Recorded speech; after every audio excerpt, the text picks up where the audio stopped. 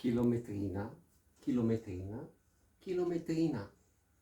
Delo na sebi, nikoli dokončan proces, zato tudi tisti, ki smo na IPAL-u že 30 let, 20, 30, 10, 20, 30, še vedno to počnemo. Torej počnemo v skupini, kjer se dobivamo na različnih ravneh in delamo to kot trening. Torej metoda IPAL je takšen trening, kot so to borilne veščine, kot je to kakršnakoli druga socialna veščina in zahteva neko angažiranost. In ta angažiranost je tista, ki je narejena za nas kot individuume. Zdaj, kako postati individuum, to je zelo težka naloga, po svoje tudi lahkotna, ko enkrat pogruntamo, da neke stvari pa so vendarle tudi zapisane v našem osebnem kozmogramu, arhetipske tirnice individuacije, neke poti, ki so samo nam lastne, tako kot ima vsak svojo rojstno karto, tako ima tudi vsak svojo pot individuacije. In življenje nam ne da miru, dokler ne sprejmemo globinske perspektive nanj.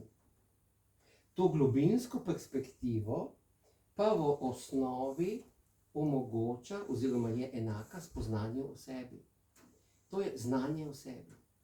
Znanje o sebi je najbolj dragoceno znanje, za katerega se splača delati, za katerega pogosto delamo leta in leta, da končno prepoznamo ne samo svoje angele, ampak tudi svoje demone, in pravzaprav kaj so tiste naša ozka grla, s katerimi želimo delati, sebe izboljšati in seveda postati še boljša verzija samega sebe. Torej ta neprestani upgrade, neprestano samo izpopolnjevanje, ki pa je mogoče, če gremo navznoter. Zato se vsaka metoda, vsako srečanje skupine, vsako srečanje metode začne z zaokretom navznoter. Bodisi z aktivno imaginacijo, bodisi z sanjsko vsebino, ki se potem uporabi za razumevanje tega, kaj mi življenje hoče povedati. In ta vsebina je zelo individualna.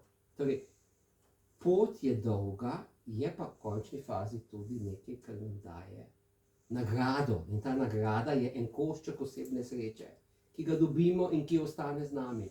Znanje o sebi ostane z nami. V grob bo šlo vse, razen tiste biti, tistega jedra, ki je potem obogateno z znanjem o sebi.